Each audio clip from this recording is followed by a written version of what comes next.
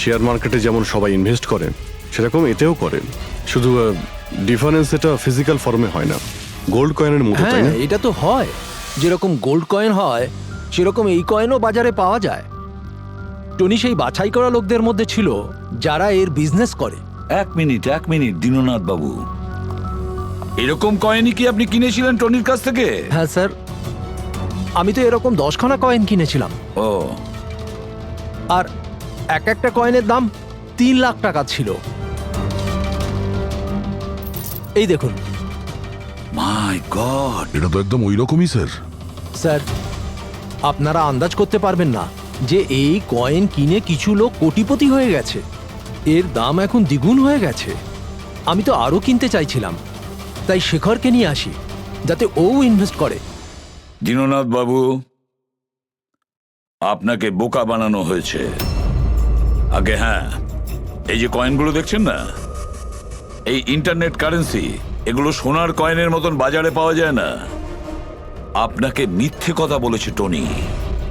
সব টাকা ডুবে গেল, এই কয়েনগুলোর কোনো দাম নেই। দীননাথ বাবু, টনির মতন অনেক ফ্রড লোক আছে যারা নিজেদের লাভের জন্য আপনাদের মতন লোককে ফাঁসায়। যদি আপনি আপনার টাকা ইনভেস্ট করার আগে একবার ভালো করে খোঁজ নিয়ে দেখতেন। কপাল ভালো আমি এতে ইনভেস্ট করিনি, তাহলে আমিও শেষ হয়ে যেতাম। আমার মেয়ের বিয়ে কি করে হবে? আমার সমস্ত জমানো টাকা এতে ইনভেস্ট করেছিলাম, আমার প্রভিডেন্ট ফান্ডের টাকা।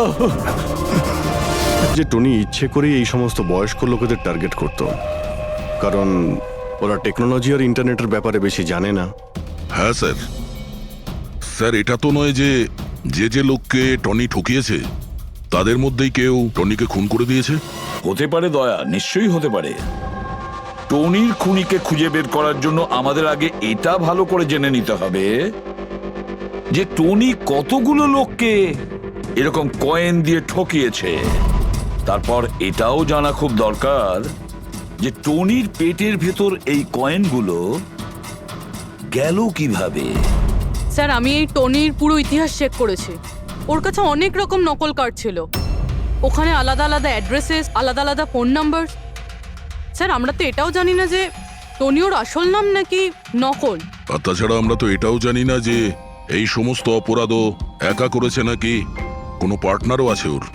দয়া, যদি একবার কোডটা ক্র্যাক করা যায় না, যে কোডটা টনির অফিসের ডায়েরিতে পাওয়া গেছে, তাহলে অনেক প্রশ্নের উত্তর আমরা খুঁজে পাবো।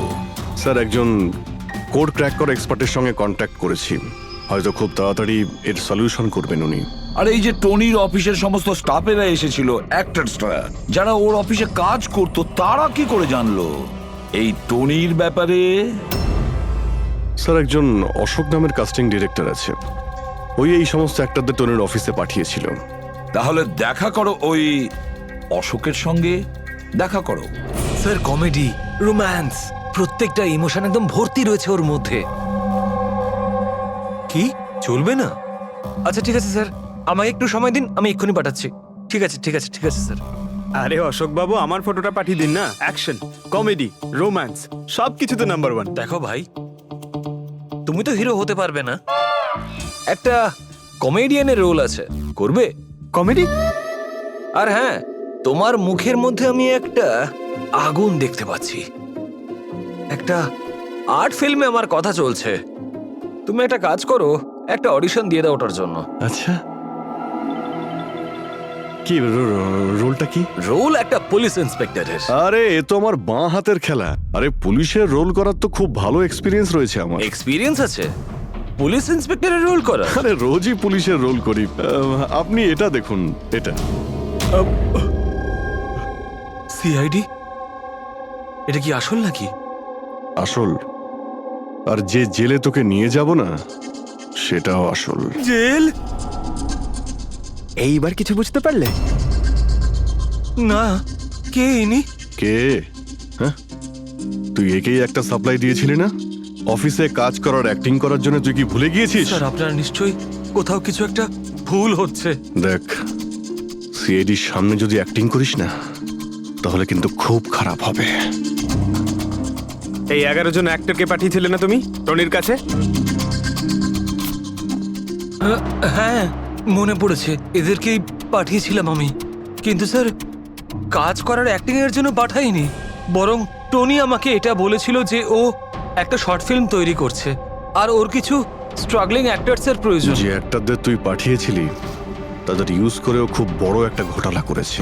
স্যার এই কথাটা আমি কি করে জানবো বলুন স্যার? সব 12 জনের মধ্যে কোনো অ্যাক্টরই আমাকে এই ধরনের কোনো কথা বলেনি স্যার। 12? স্যার ওর অফিসে তো 11 জন ছিল, 12 নম্বর কোথা থেকে এলো? আচ্ছা, যাদের পাঠিয়েছিলি তাদের লিস্টটা নিয়ে আয় তো। হ্যাঁ হ্যাঁ হ্যাঁ স্যার, এই নিন।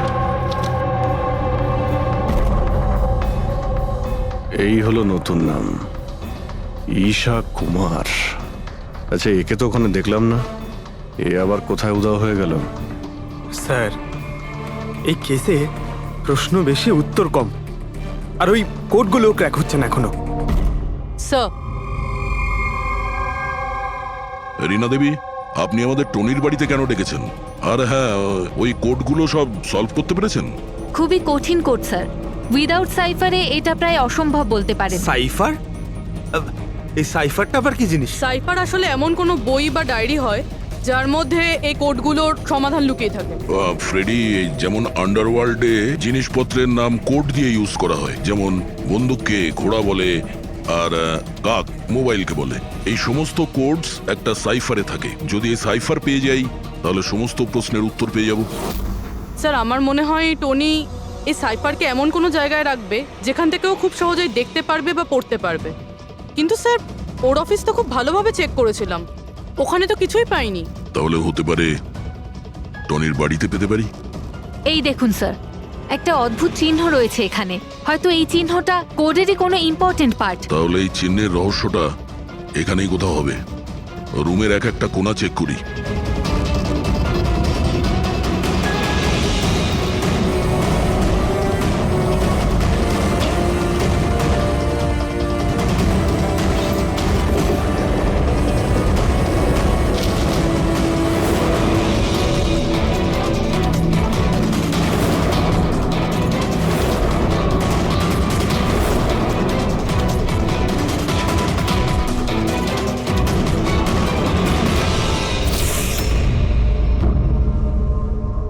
রীনা দেবী, এই দেখুন,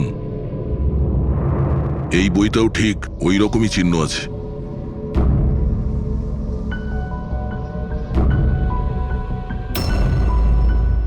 স্যার, এটাই তো সাইফার।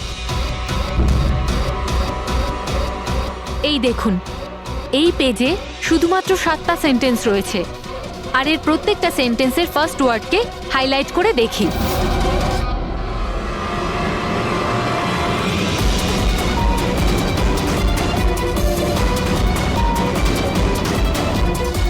এই শব্দটার মানেটা কি? জুলিয়াস সিজারের নাম তো শুনেছেন? হ্যাঁ। মনে হয় ওই যুগের কোনো পুরনো কোড এটা। কিন্তু এখানে এই সিজারের আগে জিও তো আছে। এটাই তো জানতে হবে যে কোন সিজার সাইফারের ব্যবহার করা হয়েছে। ধরে নিন, এ যদি জি হয় আর বি যদি এইচ হয়, তো এ টু জেড এই রকম দেখাবে। এই দেখুন,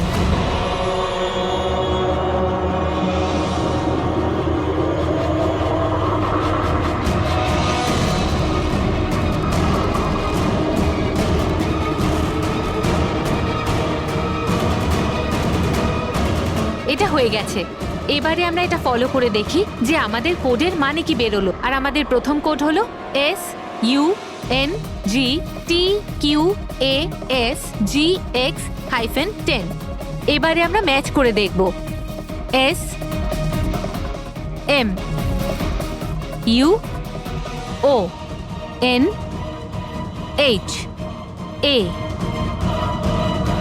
SMUONHAN। মোহন,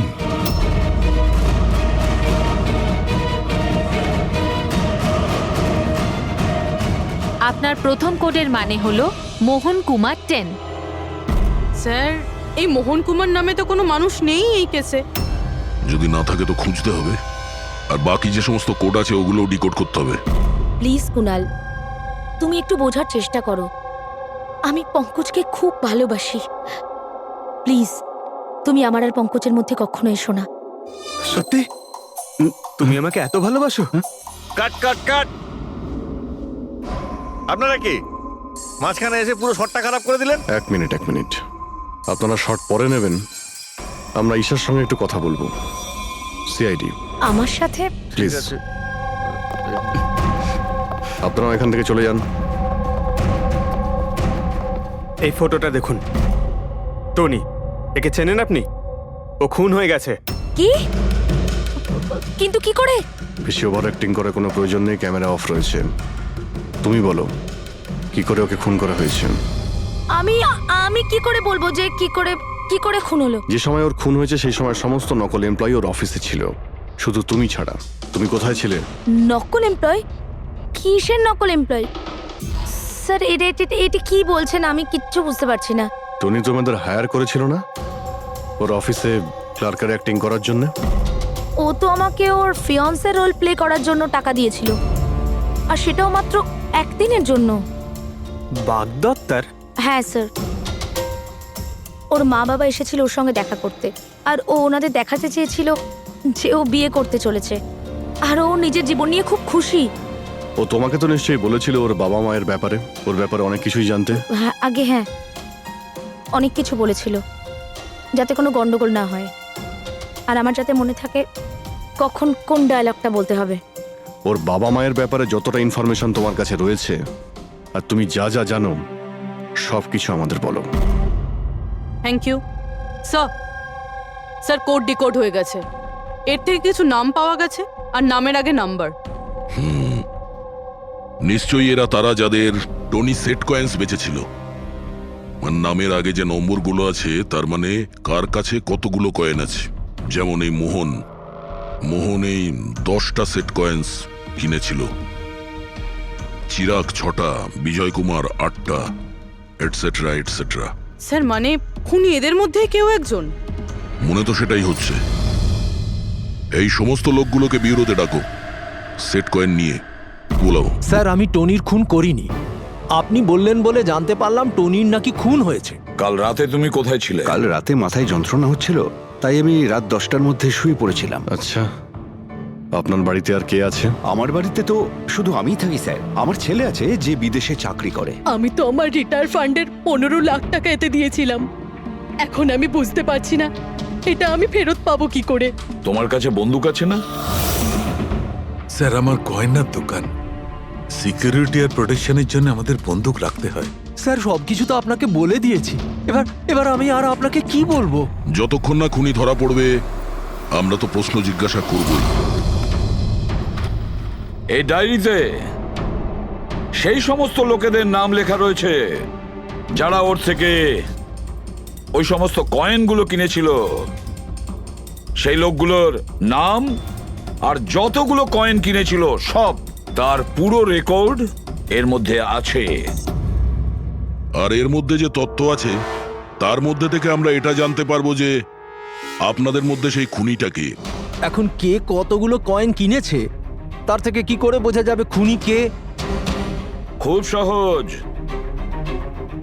খুনি রাগের মাথায় তার কয়েকটা কয়েন টনিকে খাইয়ে দিয়েছিল, আর এই রেকর্ডের হিসেব অনুযায়ী যার কাছ থেকে কম কয়েন পাওয়া যাবে সেই আসলে আমাদের খুনি। চলুন আপনারা সবাই আপনাদের নিজেদের সেট কয়েনের চাকতিগুলো গোনান।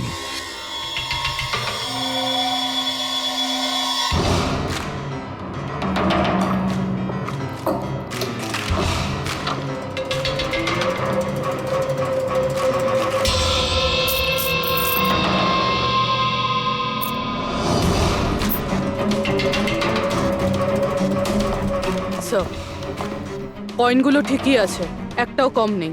কারোর কাছেই কম নেই? সেটা কিভাবে সম্ভব? এবার তো বিশ্বাস হলো না আপনাদের যে আমরা নির্দোষ? আচ্ছা এটা কিসের গল্প স্যার? যদি এরা সবাই নির্দোষ হয় তো দোষী কে? সেটা তো এখন টনির মা বাবাই বলতে পারবে। না, এটা হতে পারে না। আমার ছেলে মারা যেতে পারে না স্যার। আপনি হয়তো কোনোভাবে ভুল করছেন। আমাদের ছেলে তো এতটাই সৎ ছিল যে কারোর থেকে একটা টাকা পর্যন্ত নিত না, আর আপনি বলছেন ও সবাইকে ঠকিয়েছে। আমি জানি এটা কোনো বাবা মাই শুনতে পছন্দ করবেন না, কিন্তু টনির সঙ্গে কারো কি কোনো শত্রুতা ছিল? এর মধ্যেই টনির সঙ্গে কারো ঝামেলা হয়েছিল বা- কেমন ঝগড়া স্যার? ও এতটাই বিজি থাকতো যে আমাদের সঙ্গে দেখা করারও সময় পেত না। 3-4 মাস গ্যাপ দিয়ে বাড়িতে ফিরতো। দেখা করতে আসতো না মানে? মানে হলো ও অনেকগুলো জায়গায় অফিস খুলেছিল। কোথায় আর কোথায় ওর অফিস রয়েছে জানেন? দিল্লি, পুনে। যে যে শহরেই টনি থেকেছে কোনো না কোনো ঘোটালা তো নিশ্চয়ই করেছিল। ওর ব্যাপারে ভালো করে খোঁজ নাও, ওর পাস্ট লাইফের। স্যার, হ্যাঁ, স্যার দিল্লি আর পুনের পুলিশ অফিসাররা ভিডিও কনফারেন্সে আছে। গুড।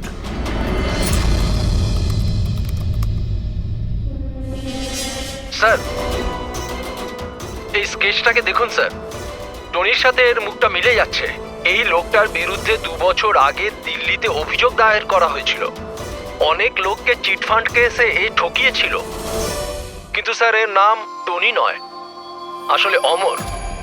স্যার এখানে ওর নাম প্রশান্ত। ডেলি ইনভেস্ট স্কিমের নামে ও লোকেদের বড় বড় স্বপ্ন দেখিয়েছিল আর অনেক লোকের টাকা তছরূপ করে।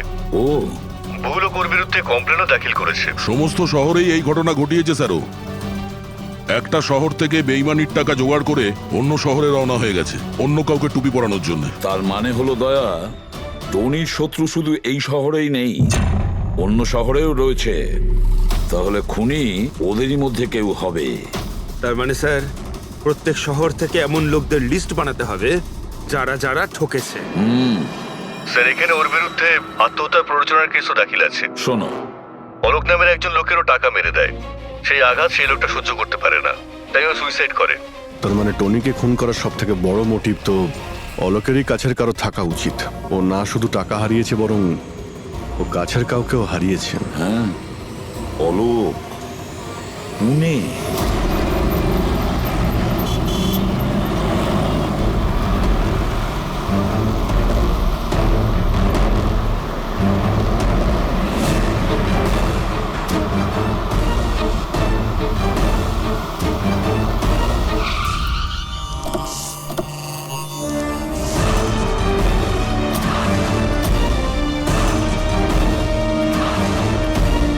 মনে হচ্ছে অলোকের বউ সরিতা বাড়িতে নেই স্যার। হ্যাঁ দয়া, আজ সকাল থেকেই নেই। আজকের পেপার আর দুধ। পঙ্কজ স্যার, একটু গিয়ে প্রতিবেশীদের কাছে জিজ্ঞেস করো তো। Excuse me. হ্যাঁ, আমি officer Pankaj, CID officer. Hello sir, আমি পুনম। হ্যালো। এই সরিতা যে এখানে থাকে, হ্যাঁ হ্যাঁ, ওকে কোথাও বাইরে গেছে আপনি জানেন কিছু? সেটা তো জানি না। কেন, কোনো সমস্যা হয়েছে? ওনার বাড়ির কোনো এক্সট্রা চাবি আছে আপনার কাছে?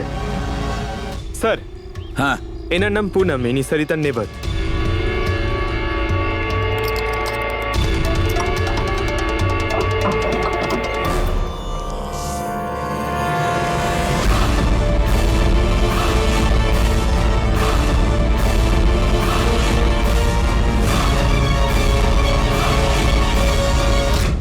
যেভাবে এই ঘরের মধ্যে জিনিসপত্র ছড়িয়ে ছিটিয়ে আছে মনে হচ্ছে কাল রাত্রে এখানে কিছু হয়েছে। নিশ্চয়ই কিছু হয়েছে দয়া, কিছু না কিছু তো নিশ্চয়ই হয়েছে। এই দেখো, রক্তের দাগ। এটা দেখে মনে হচ্ছে কাউকে এখান থেকে টেনে হিচড়ে নিয়ে যাওয়া হয়েছে। স্যার, কেউ আবার ওকে কিডন্যাপ করে নেয়নি তো? পুনম, হ্যাঁ স্যার। ওকে তুমি শেষবার কখন দেখেছিলে? স্যার, রাত 2টো নাগাদ, যখন আমি নাইট শিফট করে বাড়ি ফিরছিলাম। তখন বোধহয় ও জেগেই ছিল, কারণ ওর ঘরে তখন টিভি চলছিল। ওর বাড়ির আশেপাশে কাউকে দেখেছিলে যে কেউ ওর সঙ্গে দেখা করতে এসছে কিনা? আর কিছু তো না, কিন্তু হ্যাঁ, একটা হোয়াইট কালারের ভ্যান ছিল যেটা বাড়ির বাইরে দাঁড়িয়েছিল, কিন্তু সকালে ওটা ওখানে ছিল ওই না। ভ্যানটাকে আগে কখনো আশেপাশে দেখেছিলে? না, কখনো না। আচ্ছা, ওই ভ্যানের নাম্বার মনে আছে? নোট করেছিলে? নাম্বার তো না, নোট করিনি, অতটা খেয়াল করিনি। আচ্ছা, তুমি কি কোনো চেঁচামেচি বা কোনো হট্টগোল শুনেছিলে? হ্যাঁ, আওয়াজ তো হচ্ছিল বেশ জোরে জোরে, কিন্তু আমার মনে হলো হয়তো সরিতা জেগে আছে তাই টিভি দেখছে, তো আমি অতটা খেয়াল করিনি। আচ্ছা, তুমি ঝগড়াঝাটি বা চেঁচামেচির আওয়াজ শুনেছিলে তখন কটা বাজে? এই ধরুন প্রায় 3টের সময় শুরু হয়েছিল। 3টের সময়? সরিতার কিডন্যাপ তো 3টের সময় হয়েছে। তার মানে সরিতার কিডন্যাপ আর টনির মার্ডার এই দুটোর মধ্যে নিশ্চয়ই কোনো সম্পর্ক আছে স্যার। 100% দয়া, কানেকশন 100% রয়েছে, কিন্তু ওর কোনো রকম ক্ষতি হওয়ার আগেই ওকে আমাদের বাঁচাতে হবে। আর পঙ্কজ স্যার, ওই হোয়াইট ভ্যান, সাদা ভ্যান যেটার কথা পুনম একটু আগে বলল, ওই ভ্যানের সম্পূর্ণ ডিটেলস আমাদের চাই, বুঝতে পেরেছো?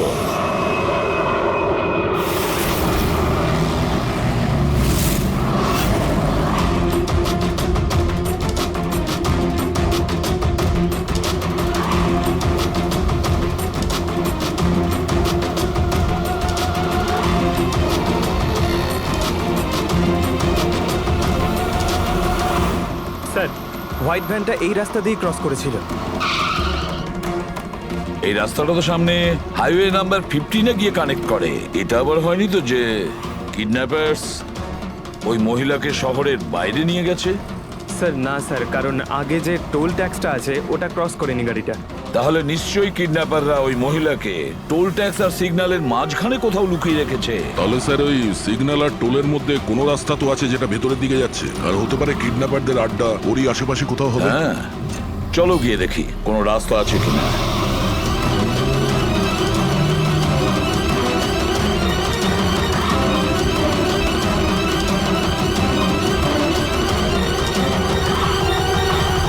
স্যার, এই একটা রাস্তা আছে যেটা ভেতরের দিকে যাচ্ছে। চলো চলো গিয়ে দেখি।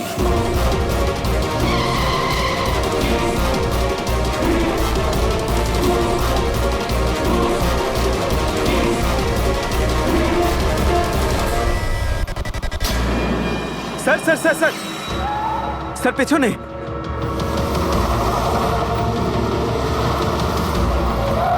ওই দেখুন স্যার।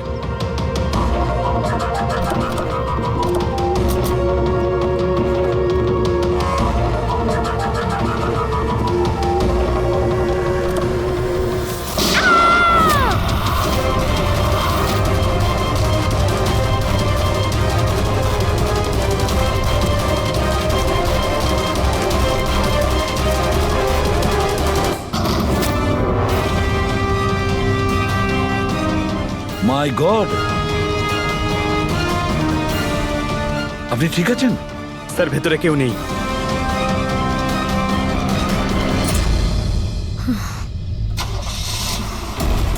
স্যার, মনে হচ্ছে খুনি গাড়ি নিয়ে পালিয়ে গেল। দেখো স্যার।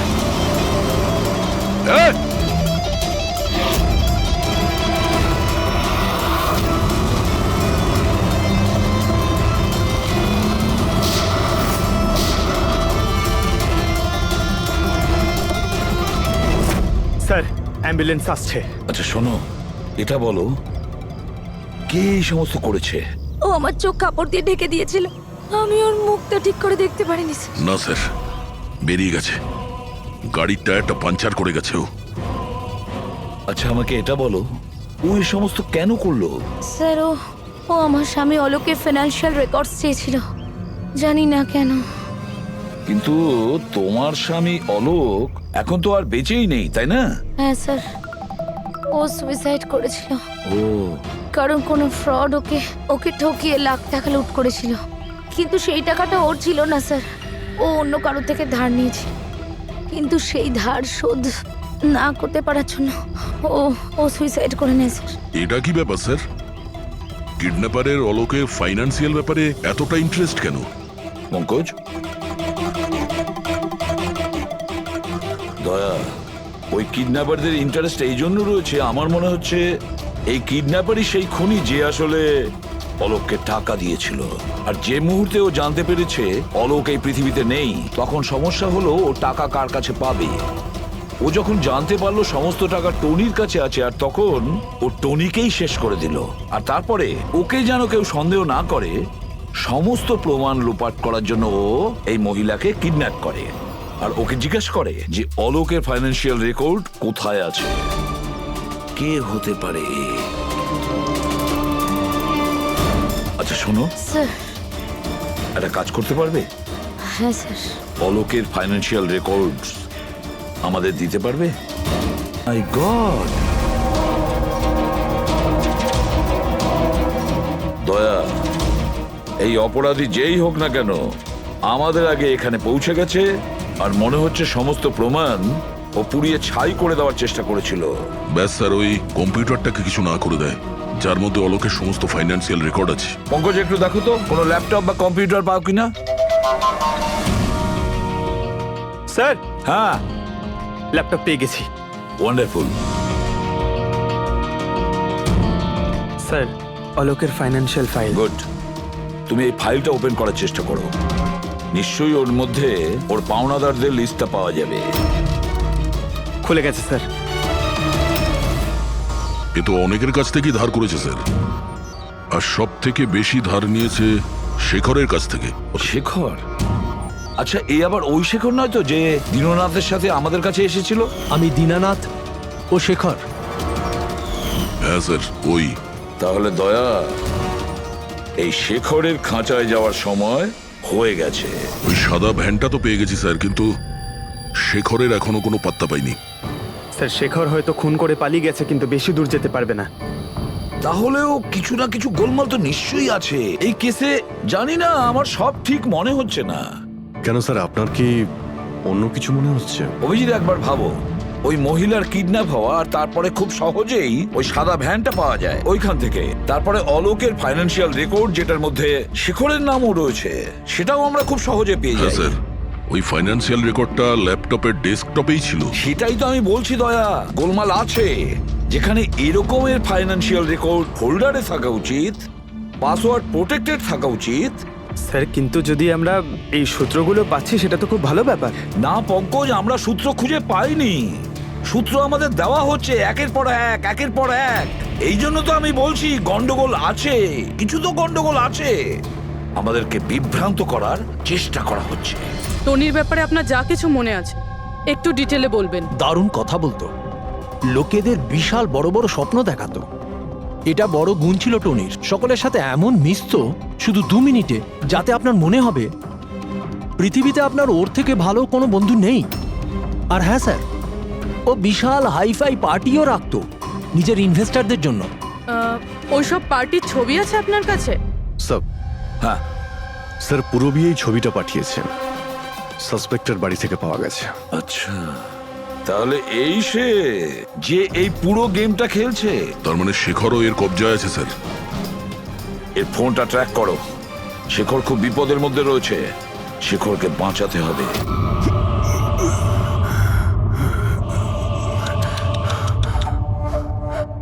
এবার তো তোমাকে ভগবানও বাঁচাতে পারবে না শেখর।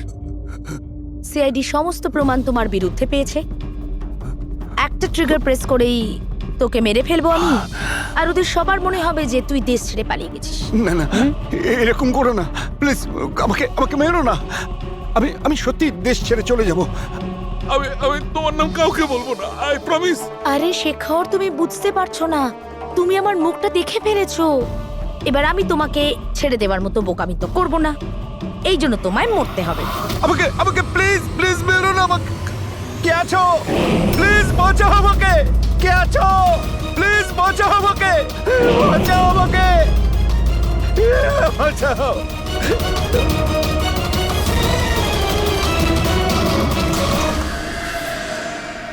ওঠ ওঠ।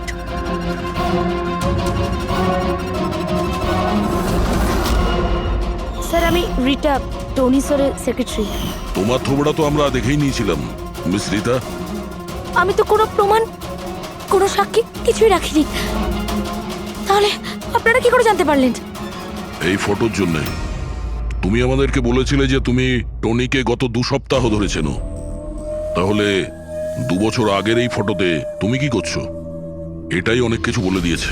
এবার বলো, তুমি তোমার বস টনিকে কেন মারলে? টনি আমার বস ছিল না, আমি টনির বস ছিলাম। কিন্তু তুমি তো সেক্রেটারি সেজে ঘুরছিলে, সেটা কি ব্যাপার? আসলে ওটা শুধুমাত্রই একটা নাটক ছিল, সবাইকে দেখানোর জন্য। আসলে তো সমস্ত প্ল্যানটাই এই ব্যাপারে আমার ছিল। টনিকে তো শুধু আমি সামনে রেখেছিলাম, যাতে কোনোদিন যদি ধরা পড়ে যাই তাহলে টনিকে ফাঁসিয়ে দেব। তাহলে টনিকে খুন করে নিজের পায়ে কুড়ুল কেন মারতে গেলে? কারণ পিঁপড়ের যখন পাখনা গজায় তখন সেটাকে কেটে ফেলতে হয়। আর টনি তো একটু বেশি উড়তে শুরু করেছিল, খুব বেশি করে রেসপন্সিবল আর ওভার কনফিডেন্ট হয়ে গেছিল। ও দীনানাথের সাথে সেলফি তুলে সেটাকে সোশ্যাল মিডিয়ায় আপলোড করেছিল। তোমার ভয় হয়েছিল যে ওই ফটো যদি সোশ্যাল মিডিয়ায় চলে যায় তাহলে যে যে শহরে ও 2 নম্বরই করেছে ওখানে কেউ না কেউ ওকে চিনে ফেলবেই। হ্যাঁ, আর ওর পেটে যে কয়েন ছিল ওগুলো? ওই কয়েনগুলো আমি ওকে গিলিয়েছিলাম, যাতে আপনাদের মনে হয় যে খুন এমন একজন করেছে যাকে টনি ঠকিয়েছে। আর এই জন্য তুমি সব সন্দেহের তীর ওর দিকে ঘুরিয়ে দিলে, যাতে আমরা ওকে অপরাধী ভাবি। জানি না কত মানুষের জীবন নিয়ে তুমি খেলেছো। সারা দেশের অনেক মানুষের শুধু টাকা নয়, তাদের আনন্দ, স্বপ্ন সব কেড়ে নিয়েছো। এই অপরাধের জন্য তুমি কঠোর শাস্তি পাবে।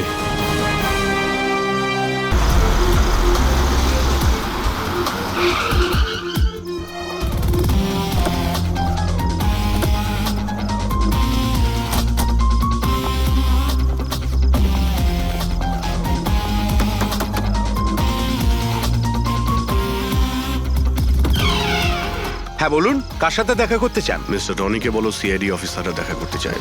ঠিক আছে। সোমবার রাতে বিবেক খুন হয় আর আমরা সন্দেহ তোমাকে করছি। কি বাজে কথা বলছেন আপনি? আমি বিবেককে কেন খুন করতে যাব? এখন এই কেনর উত্তর তো আপনাকেই দিতে হবে। আমি বিবেকের খুনের ব্যাপারে কিচ্ছু জানি না। এক্ষুনি তো আপনারা বললেন তাই জানতে পারলাম। দেখুন, বোকা সাজার অভিনয় একদম করবেন না। পরিষ্কার করে বলুন বিবেককে কেন মারলেন আপনি? স্যার, আমি বিবেককে খুন করিনি। আর এমনি ওর বাড়ির বাইরে সিকিউরিটি গার্ড রয়েছে, তাহলে ওর বাড়ির ভেতরে ঢুকে ওকে খুন করবে কি করে? সিকিউরিটি গার্ড কিচ্ছু করতে পারেনি, কারণ ওরা কাউকে দেখতেই পায়নি। তার মানে? মানে একজন অদৃশ্য মানুষ বিবেকের বাড়িতে গিয়েছিল, আর সে জাংশন বক্সটাকে নষ্ট করে দেয় যাতে লাইট চলে যায়। স্যার, লাইট অফ হয়ে গেল। আমি খোঁজ নিচ্ছি কি না হয়েছে। মিস্টার রনি, আপনি এখানেই দাঁড়ান। আপনার কোনো ক্ষতি হতে পারে, এটা সেই খুনি হতে পারে। সিকিউরিটি! রনি, আপনি নড়বেন না। Sir, security! সিকিউরিটি!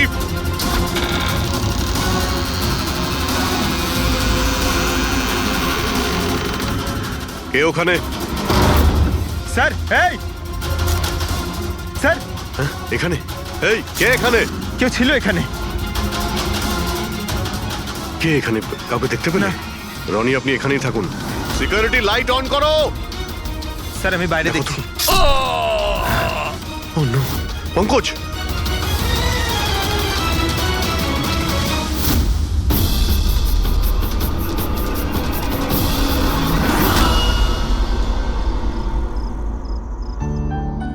শোনো না, আজকে সারাদিন শুধু কাজ কাজ আর কাজ। ভালোই লাগছে না, সারা শরীর যেন ব্যথা করছে। বিবেক, 24 ঘন্টা যদি ভাবো তাহলে লোড তো পড়বেই। যখন এত বড় বিজনেস করছি তাহলে তো ভাবতেই হবে, তাই না? একটু ভেবেচিন্তে কাজ করলে মাথায় একটু চাপটা তো কম পড়বে। আরে এটা কোনো বাচ্চাদের খেলা নয় যে হাতে তুড়ি দিলেই কাজ হয়ে যাবে আর তুড়ি দিলেই কাজ শেষ হয়ে যাবে। বুঝতে পারছো? ঠিক আছে, একটা কাজ করি, আমি লোকেশকে ডেকে দিই, ও তোমাকে ভালো করে মালিশ করে দেবে। হ্যাঁ, মালিশ নয়, আমার জন্য শুধু 1 গ্লাস গরম গরম দুধ নিয়ে আসো, যাতে সব টেনশন দূর হয়ে যায়। আচ্ছা, তাই নিয়ে আসছি। Please, thank you.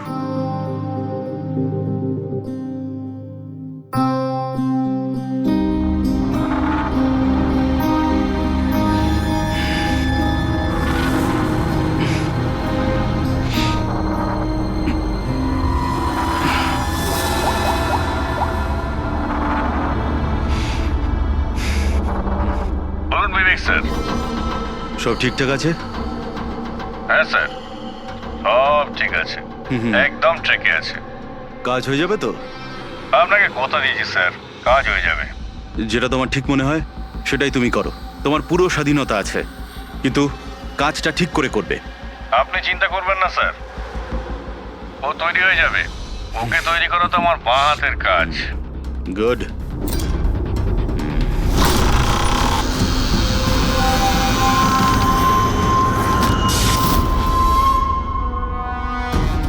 এই লাইটের আবার কি হলো? কি গো, কোথায় গেলে তুমি? কি হলো, কথা বলছো না কেন?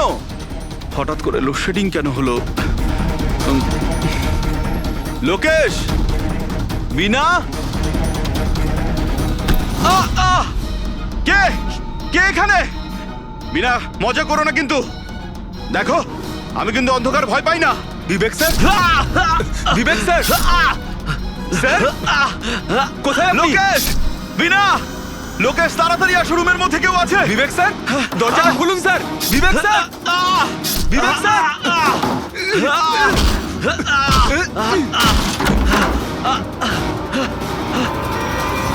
বিবেক স্যার, মালকিন, বিবেক স্যার, স্যার, স্যার উঠুন। এ কি হলো স্যার আপনার? বিবেক স্যার,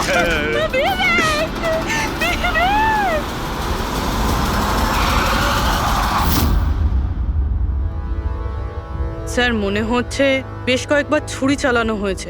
এই দেখুন, কেটে যাওয়ার আর ছুরি গেঁথে যাওয়ার চিহ্ন রয়েছে। আঘাতের চিহ্ন দেখে তো মনে হচ্ছে এটা ছুরির আঘাত নয়, অন্য কিছু দিয়ে খুন করা হয়েছে। এমন কেন মনে হচ্ছে স্যার আপনার? এই দেখো, এই যে আঘাতের যে চিহ্ন দেখতে পাচ্ছ, একদম সমান সমান, একই সাইজের, আর এটা খুব বেশি গভীরও নয়। যদি ছুরি দিয়ে আঘাত করতো তাহলে বড় হতো, গভীর হতো, আর প্যাটার্নটাও এরকম হতোই না। মানে স্যার ছুরির মতোই এটা একটা ছোট অস্ত্র, আর ওকে বারবার মেরে খুন করেছে। তাই তো মনে হচ্ছে ভাই। আপনি কোথায় ছিলেন যখন এই খুনটা হয়েছিল? স্যার আমি নিচে নিজের ঘরে ছিলাম। যখন স্যারের গলার আওয়াজ পেলাম তখন ছুটে ওপরে এলাম। অনেকবার দরজা ভাঙার চেষ্টা করলাম কিন্তু পারলাম না স্যার। আর ভিতর থেকে স্যার বারবার চেঁচাচ্ছিল খুব জোরে। তারপরে দরজা ভেঙে যখন ভেতরে গেলাম আর আমি দেখলাম যে যখন দৌড়ে ভেতরে এসেছিলেন তখন আপনি খুনিকে দেখেননি? এটাই তো অদ্ভুত ব্যাপার স্যার, কাউকে দেখতেই পেলাম না। ভিতর থেকে দরজা বন্ধ ছিল? হ্যাঁ স্যার।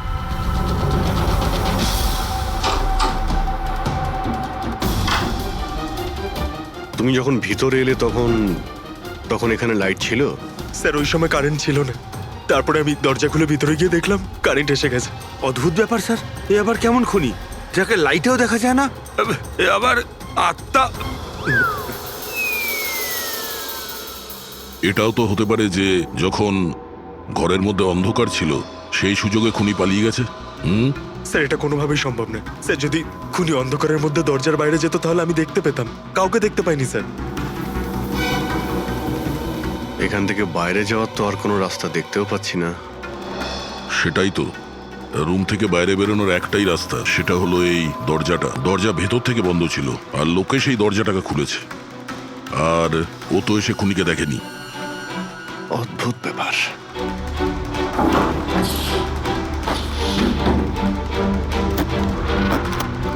এটাও তো ভিতর থেকে বন্ধ, এখান থেকে তো খুনি আসেনি। তাহলে খুনি এলো কোথা থেকে? আর বাইরে যাওয়ার সময় কেউ দেখেও নি। স্যার আমার ঠাকুমা একটা ভূতের গল্প শোনাতেন। পঙ্কজ, এক তো এটা কোনো গল্প নয়, সত্যি, আর এটা ভূতের নয়। স্যার এটা বাস্তব, কিন্তু ভূতুরেই তো। কেউ এখানে আসে আর অস্ত্র ছাড়াই খুন করে আর চলে যায়। কোথা থেকে? যাওয়ার তো শুধু ওই একটাই রাস্তা রয়েছে, এই দরজা দিয়ে। কিন্তু স্যার বিনা তো সিঁড়ি দিয়ে ওপরে যাচ্ছিল, আর খুনি যদি এখান থেকে যেত ও তো দেখতে পেত। অদ্ভুত ব্যাপার তো। এই লাইটের যাওয়ার আসা, এই কেসের সঙ্গে এর কোনো না কোনো সম্পর্ক রয়েছে। লাইটের জাংশন বক্স কোথায়?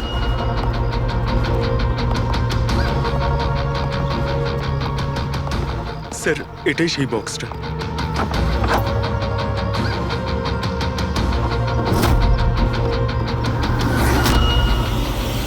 এদিকে শোনো একটু। কালকে তুমি ডিউটিতে ছিলে? আমি তো গেটে ছিলাম স্যার। তুমি গেটে থাকতেও কেউ বাড়িতে ঢুকে খুন করে চলে গেল, তুমি বুঝতেও পারলে না? দেখুন স্যার, আমি ডিউটিতে অ্যালার্ট থাকি। কেউ ভেতরেও আসেনি, কেউ বাইরেও যায়নি। অ্যালার্ট? তাহলে খুনি হাওয়াতে ভেসে এলো আর হাওয়াতেই উড়ে গেল? হ্যাঁ, এই লাইট সুইচ অফ করেছিল কে এখান থেকে? জানি না স্যার, হঠাৎই অফ হয়ে গেল। আমি ভেবেছিলাম ফিউজ উড়ে গেছে। আচ্ছা, কোনো স্পার্ক ফাক হয়েছিল এই জাংশন বক্সে? না স্যার, কোনো স্পার্ক হয়নি, কারেন্ট চলে গেল। আর যখন এই লাইট চলে গেল, আমি জাংশন বক্সে এলাম, দেখলাম বাকি সব ঘরে লাইট রয়েছে, আমাদের ঘরেই নেই। দেখলাম জাংশন বক্স খোলা, এখানকার সুইচ অফ হয়েছিল। আমি অন করলাম স্যার, আর যখনই অন করলাম লাইট চলে এলো। কেউ তো এসেছিল এখানে, যেই বক্সের তারগুলোকে কেটে দিয়েছে। বিবেকের বউ